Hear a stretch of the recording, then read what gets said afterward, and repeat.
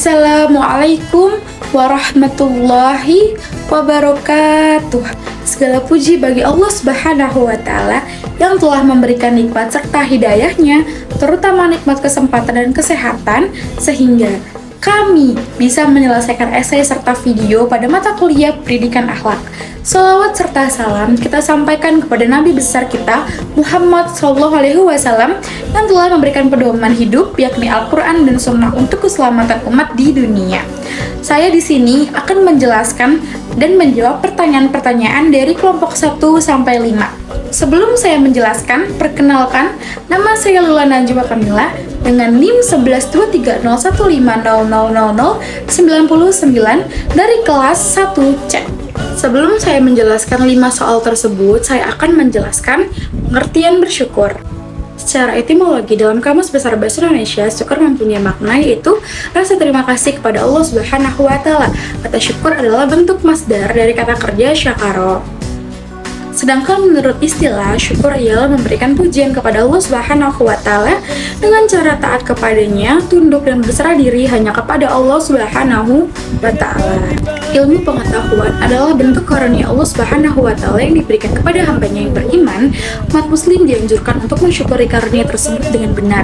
Rasa syukur yang bisa diwujudkan dengan perilaku yang baik, santun, jujur, dan ramah. Mengutip buku dari Tafsir Al-Ahzar karya Hamka 2015, rasa syukur yang seimbang antara ucapan dan perbuatan merupakan bentuk kebutuhan terhadap Sang Pencipta. Cara mensyukuri ilmu pengetahuan bisa dengan hati, lisan, dan amal perbuatan. Dalil tentang syukur atau bersyukur terdapat pada surat Luqman ayat 112, lalu terdapat pada surat Al-Baqarah ayat 152, dan pada surat Ibrahim ayat 7. Saya akan menjelaskan pertanyaan nomor 1, yaitu bagaimana Anda bisa menjelaskan seorang pelajar dapat sabar sehingga belajarnya sempurna dan dapat berkembang secara terus serta mendapatkan ridha Allah Subhanahu wa Ta'ala. Jadi, seorang pelajar dapat bersyukur dalam belajar dan berkembang serta mendapatkan ridho dari Allah Subhanahu wa Ta'ala adalah pelajar yang selalu bisa bersyukur dan memanfaatkan ilmu yang didapat dengan baik, karena sesungguhnya kepintaran dan segala ilmu itu dari Allah Subhanahu wa Ta'ala. Jadi semakin kita mendapatkan ilmu, kita semakin merasa tidak tahu apa-apa. Hal tersebut dapat diibaratkan seperti gelas yang berlubang, di mana semakin diisi semakin kosong.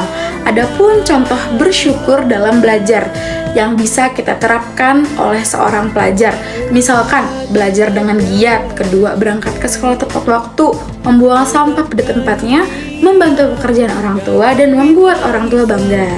Selanjutnya, saya akan menjelaskan pertanyaan dari kelompok 2, yaitu bagaimana Anda bisa menjelaskan seorang guru dapat bersyukur dalam mengajar sehingga hasil mengajarnya sempurna dan terus bertambah lebih baik serta mendapatkan ridho dari Allah Subhanahu wa Ta'ala.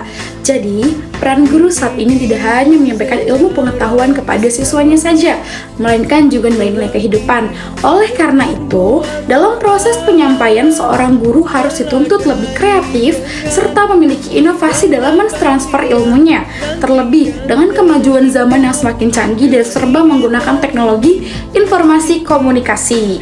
Adapun contoh, seorang guru dapat bersyukur dalam mengajar sehingga hasilnya sempurna, yaitu bisa dengan menarik perhatian siswa terhadap hal-hal positif yang terjadi. Kedua, mengucapkan terima kasih kepada siswa atas upaya mereka, baik secara lisan maupun dengan pujian. Ketiga, berikan anak kepemilikan dan tanggung jawab terhadap kelas. Keempat, membangun apresiasi baru terhadap kebutuhan dasar dengan meminta siswa menciptakannya dari awal. Yang kelima, membaca buku tentang rasa syukur. Oke, selanjutnya saya akan membahas pertanyaan dari kelompok 3, yaitu bagaimana apabila seorang pelajar tidak dapat bersyukur dalam belajar.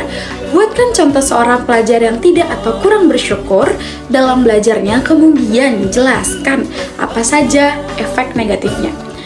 Jadi, jika seorang pelajar tidak bersyukur dalam pembelajarannya, maka dia akan kehilangan fokus dan semangat serta membuat kegiatan belajarnya menjadi jenuh yang bisa membuat pembelajaran tidak efektif.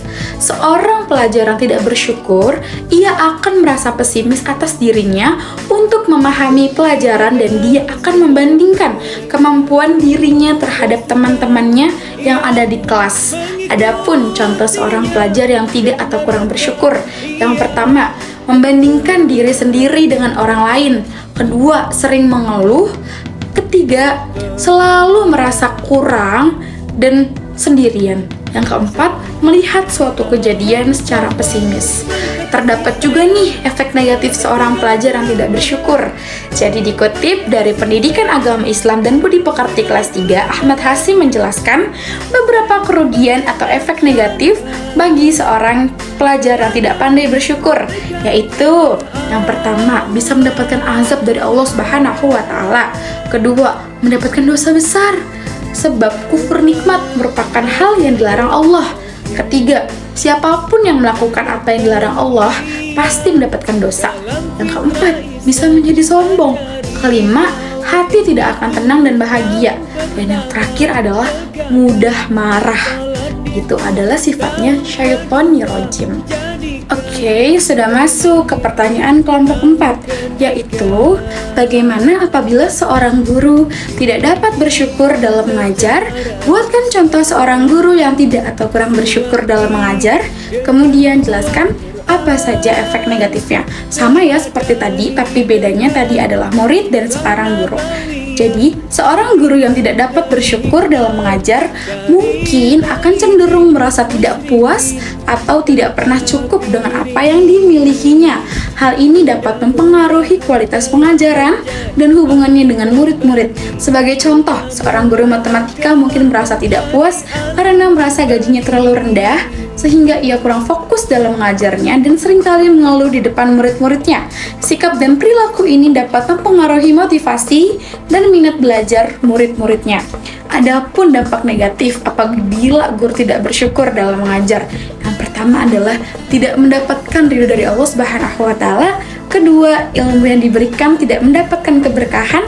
Dan yang ketiga, murid tidak akan menghargai seorang guru. Tak terasa saya sudah menjawab pertanyaan terakhir dari kelompok 5, yaitu cari atau buatkan kisah yang menceritakan proses pembelajaran di mana murid dan gurunya sama-sama bersyukur. Jadi ada nih contoh kisahnya. Pada suatu hari, seorang murid bernama Maya sedang belajar matematika di kelas. Dia merasa kesulitan memahami materi yang diajarkan oleh guru matematikanya, Pak Budi.